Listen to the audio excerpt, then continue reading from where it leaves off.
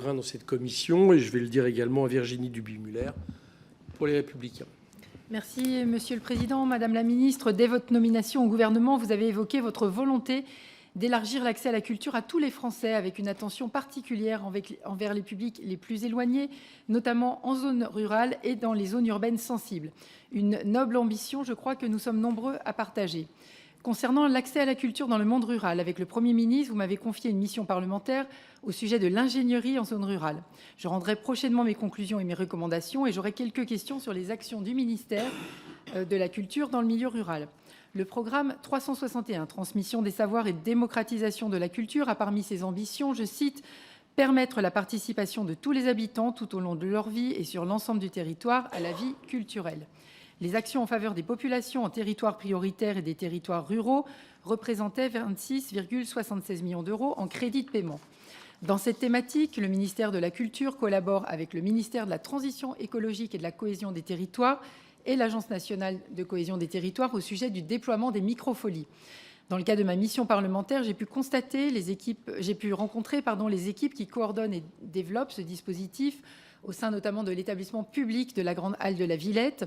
Et dans le document de présentation du PLF 23, Mission Culture, il est indiqué une ambition d'ici 2022 de la création de 500 microfolies, décomposées comme suit, 300 dans les communes intégrant au moins un quartier prioritaire de la ville et 200 dans les territoires ruraux. Dans le cadre du travail mené, j'ai été informée de la création de 440 microfolies au début de l'année 2024, dont 193 en zone rurale. J'ai pu mesurer au cours de ma mission l'intérêt de cet outil numérique pour diffuser et déployer la culture au service du plus grand nombre. Pour l'année 2023, le ministère de la Culture soutenait donc l'établissement public du parc de la Grande Halle de la Villette dans son rôle de coordinateur du déploiement et d'animation du réseau des microfolies à hauteur de 3 millions d'euros. Je souhaite donc savoir si le ministère compte renforcer son soutien à ce dispositif, y compris à travers le financement de l'établissement public du parc et de la Grande Halle de la Villette. Et deuxième question, l'objectif est maintenant d'atteindre le nombre de 700 microfolies d'ici 2026. Est-ce que ce chiffre vous semble atteignable à ce stade? Merci. Merci, Madame le Ministre. J'allais vous dire oui, oui, oui et oui.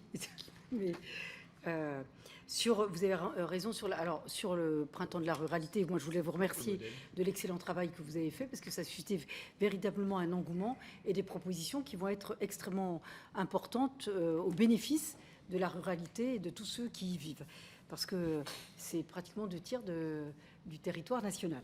Alors, sur le coordinateur Grande Halle de la Villette, le rôle, évidemment, de médiateur, mais aussi de formation d'ingénierie et de formation des médiateurs, évidemment, il va être amplifié et, j'allais dire, maintenu et amplifié.